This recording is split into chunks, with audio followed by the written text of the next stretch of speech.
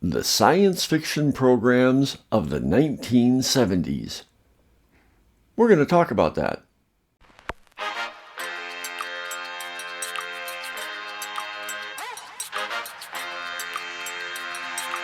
Man Up with Mark. Mark talks about everything under the sun. You may agree with him, and again, you may not.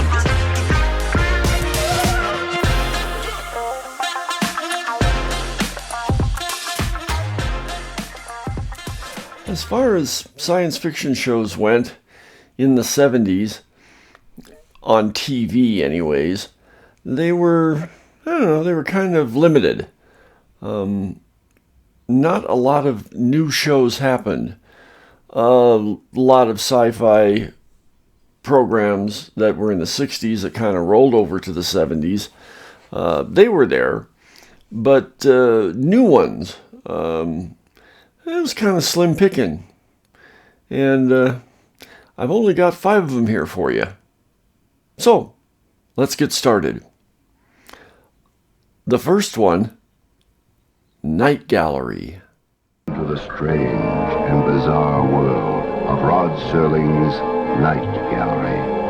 For 60 unequaled minutes of eerie and ghostly tales.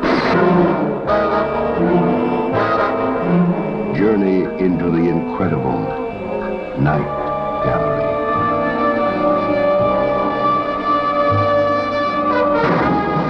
Yeah, this was another Rod Serling venture.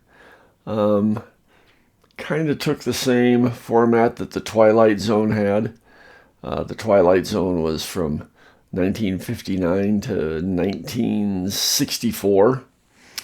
And in, I believe, 1970, he started Night Gallery. And I think it lasted, I don't know, about 3 seasons.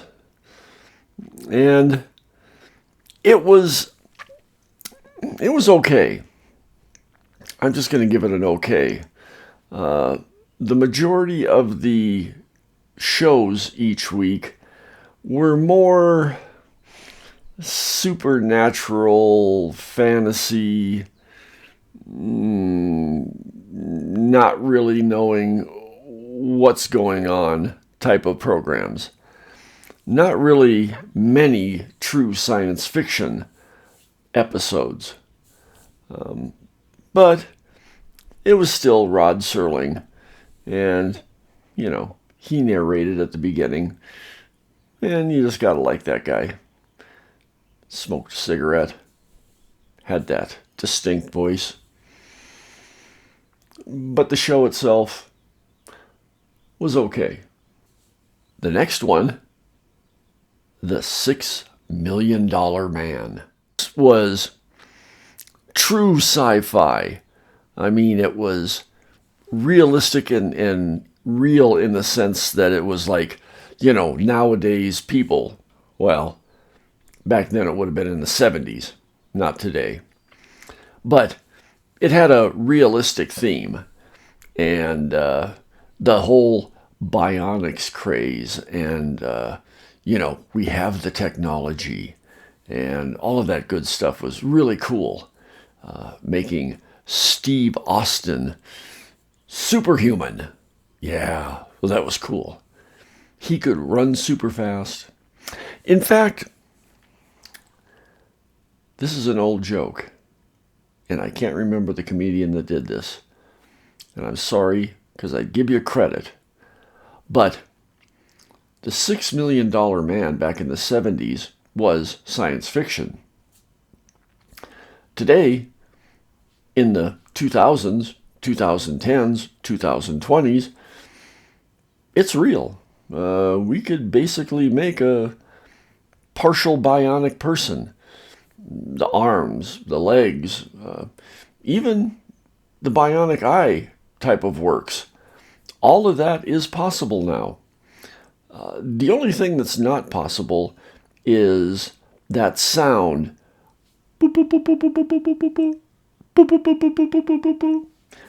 Can't do that yet. I know, it's a dumb joke. And maybe the guy that said it in the first place wants to forget it, so he doesn't want credit. But at any rate, $6 Million Man was cool. That was a fun program. Number 3, a spin-off from the $6 Million Man, The Bionic Woman. Save her life. I am thankful for that. I truly am. It gave her superhuman strength, super speed, and super hearing ability.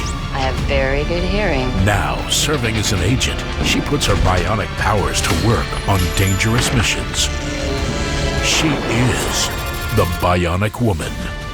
Yeah, the Bionic Woman came in about 2 years before the $6 Million Man show ended. I think the $6 Million Man ran until 78, and the Bionic Woman started in 76. Ironically, the Bionic Woman also finished in 78. It was subpar. It was kind of fun at times. Jamie Summers was kind of good looking, so that part of it wasn't bad. But, the story was kind of the same old stuff, just with a woman. $6 Million Man already had things going. The Bionic Woman was, okay. Kind of like Night Gallery. No, Night Gallery was better. Bionic Woman was, again, subpar. For your next program in science fiction flavor for the 1970s is The Incredible Hulk. Accidental overdose of gamma rays turns an ordinary man Don't make me angry. You wouldn't like me when I'm angry. into a creature with extraordinary strength. David? The only way he'll find peace When the metamorphosis happens, I haven't got any control over it. is to find a cure.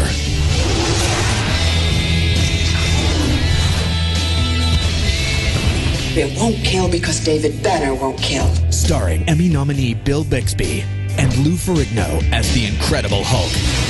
The Incredible Hulk. I don't know if this program was the first television program to encompass a comic book character as a weekly program on, a national network. It was from the Marvel Universe, The Incredible Hulk. And I don't know if Marvel had any other characters doing a weekly program before The Incredible Hulk. Hey, you watchers and listeners out there, send me a comment. Let me know if I'm incorrect in that statement. I could be wrong. I have been wrong before. But The Incredible Hulk was cool. Bill Bixby, everybody liked Bixby. The transformation from when he's Dr. Bruce Banner into The Incredible Hulk was pretty good. For the 1970s and TV, they did a pretty good job. And Lou Ferrigno as the Hulk, yeah, come on. He was a perfect pick. Now, was he a giant like the Incredible Hulk in the comic books? Not really. He's a pretty average-sized guy. In fact, all of the shots they did of the Hulk in that program, they would make sure that they were all up shots, so he looked taller than everybody else. But still, he was a big guy. And very green. Last but not least, and this program got a lot of flack, Battlestar Galactica. Are you ready? Launch all Vipers.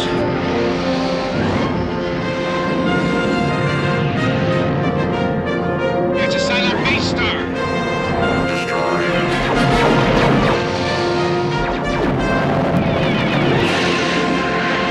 I am a Cylon. We are enemies. Die, human.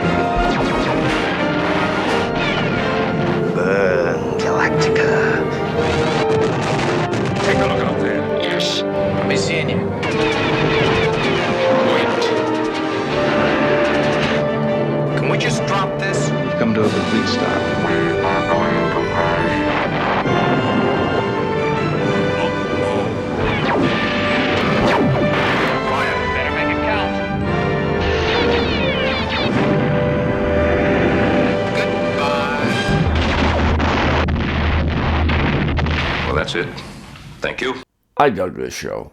I didn't miss an episode. I watched it every week. I thought it was cool. I loved the special effects. I loved the acting. I liked the premise of the show. I mean, the whole premise of the show was this was a ragtag group of humanity that was hurtling across space looking for a new home. And they were looking for their lost 13th colony. Hint, hint. 13th colony. Should I give it away? Should it be a spoiler?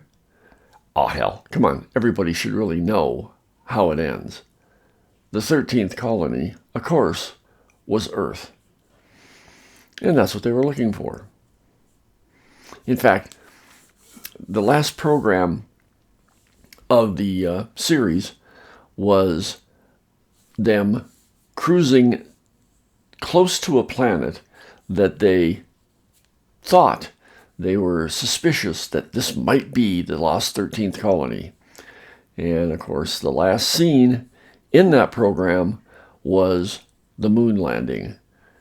They heard the recording of the Apollo lander. Eagle has landed, beep, zoop, they heard all of that. So, they were getting close to Earth. They had found it. The Xylons. Oh, come on. The Xylons were cool. Bit of trivia. And let me know if I'm wrong on this. I don't think I am. But the Xylons' eyes.